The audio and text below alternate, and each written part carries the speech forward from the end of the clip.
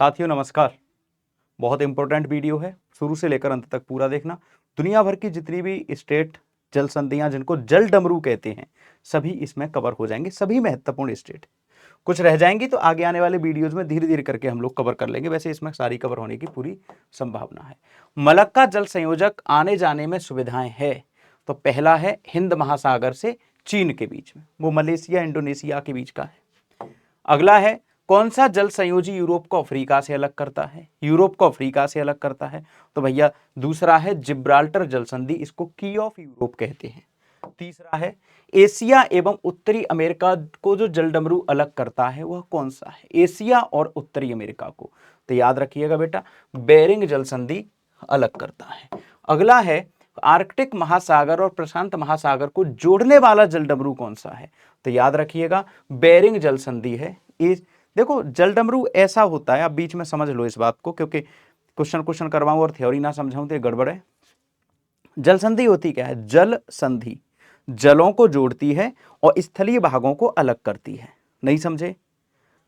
एक imaginary line होती है समुद्र में which connect two water bodies and which differentiate between two land boundaries.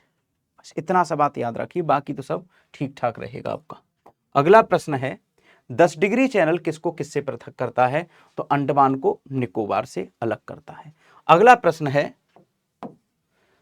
Dabur जल संधि किसको किससे जोड़ता है? बाल्टिक सागर, बोथनिया की खाड़ी, बिस्के की खाड़ी, इंग्लिश चैनल, उत्तरी सागर, साल्टिक सागर, या फिर कौन सा? तो याद रखना है इंग्लिश चैनल और उत्तरी सागर के बीच में क्या है? डॉबर जल संधि है। अगला प्रश्न है पाक की खाड़ी किन के बीच है? तो मन्नार और बंगाल की खाड़ी, लक्षद्वीप मालदीव के बीच, कच्छ की खाड़ी, खंबात की खाड़ी।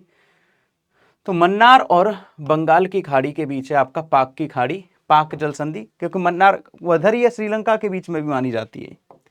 अगला प्रश्न है पाक जल डमरू किसके बीच है? तो भारत और श्रीलंका के बीच। नेक्स्ट क्वेश्चन है बच्चों, फारस की खाड़ी सीमा नहीं बनाती बहरीन से, इराक से, कुवैत से, ओमान से। फारस की खाड़ी कहां पर सीमा नहीं बनाती? तो याद रखना ओमान से, है ना।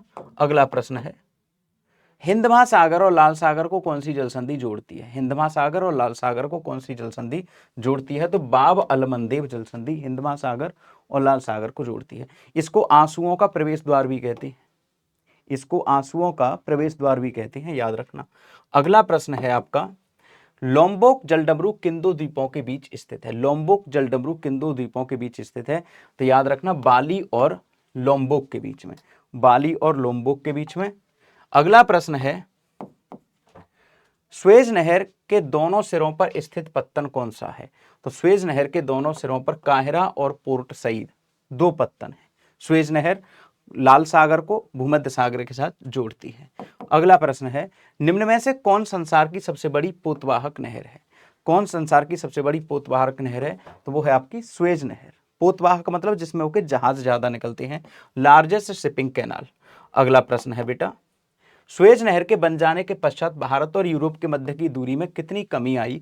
तो याद रखिएगा भारत और यूरोप के बीच की दूरी में लगभग 10,000 किलोमीटर की कमी आ गई थी। अगला प्रश्न है मुंबई से कहां जाने के लिए स्वेज नहर से होकर नहीं गुजरना पड़ेगा? अगर हम मुंबई से कहीं जाएं तो कहां जाने के लिए स्वेज नहर से नहीं गुजरना पड़ेगा? तो स्वेज जाने के लिए हमें स्वेज नहर से नहीं गुजरना पड़ेगा, क्योंकि स्वेज सबसे पहले आ जाता है। इधर वाले कोर्ने पे स्वेज है और उधर वाले पे पोर्ट सईद है, अभी तो करवाए थे आपको दो बंदरगाह। अगला प्रश्न है आपका पनामा नहर किसको किससे जोड़ती है? पनामा नहर किसको किससे जोड़ती है? तो प्रशांत महासागर को अंध महासागर अर्थात अटलांटिक ओशियन से। अगला प्रश्न है सू नहर किसको किससे जोड़ती है? तो याद रखिए सू नहर तुरान और ओटेरिया को। सू नहर किसको किससे जोड़ती है? ये यहां बंगाल और त्रिपुरा कैसे आ जाएगा? सुपीरियर और ह्यूरन को, है ना, सुपीरियर और ह्यूरन को। क्लियर है।